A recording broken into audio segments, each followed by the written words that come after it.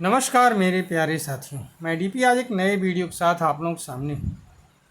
आप लोगों ने अभी हाल में सुना होगा कि भारत के prime minister mister Narendra Modi G7 की बैठक में भाग लेने के लिए इटली गए हुए थे। उस बैठक से के तुरंत बाद में स्विट्ज़रलैंड, जो कि विश्व का एक तटस्थ देश माना जाता है, अर्थात तो किसी का पक्ष नहीं लेता है, एक यूरोपियन कंट्री है। तो स्विट्ज़रलैंड के एक शहर है स्विट्ज़रलैंड का, उसका नाम है वेजन स्टॉक। वैसे उसकी स्पेलिंग है BUERGENSTOCK,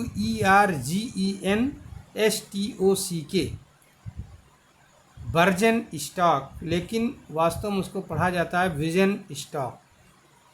तो विजन स्टॉक में स्विट्ज़रलैंड में एक मीटिंग आयोजित की गई।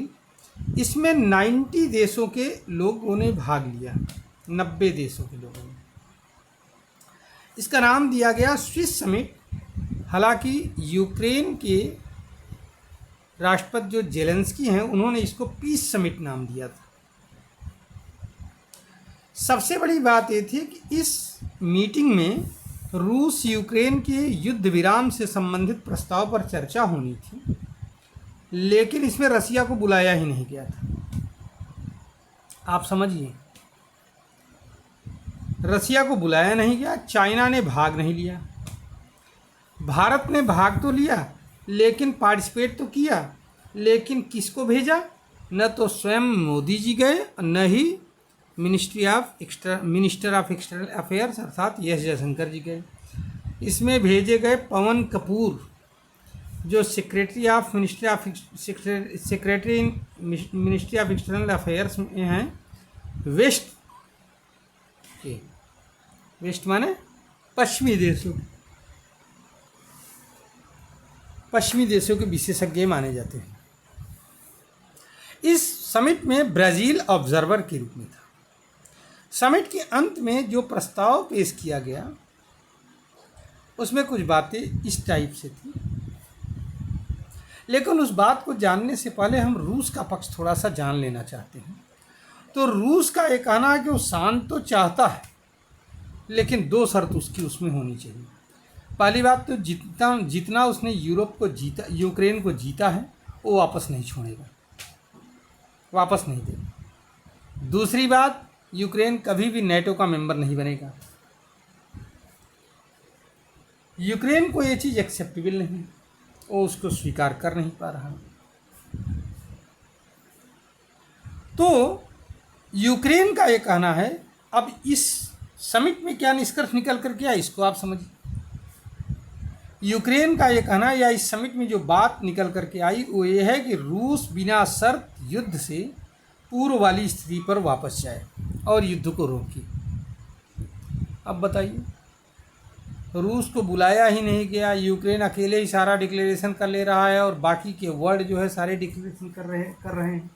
समझ में नहीं आ रहा।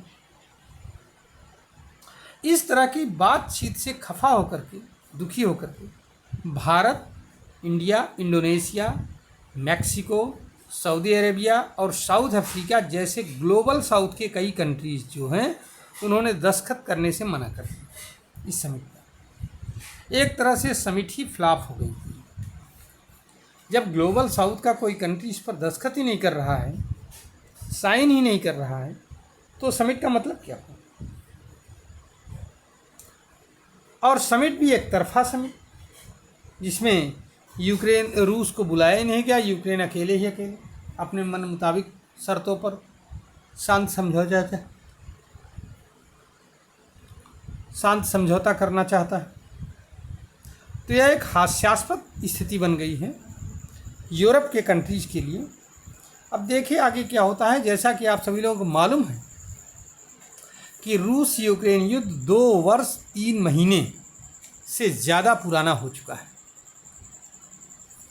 अब ये तीसरे साल में भी प्रवेश करता है कि नहीं करता है, ये तो बात की बात है, लेकिन फ़िलहाल के लिए स्थिति बड़ी ख़राब है। और 25%, अगर मैं बहुत नहीं समझ पा रहा हूँ तो नक्शे को देख करके इतना तो समझ में आ ही रहा है कि 25% of Ukrainian territory is won by Russia. Ukraine की 25% टेरिटरी को रसिया ने अपने कब्जे में ले लिया है,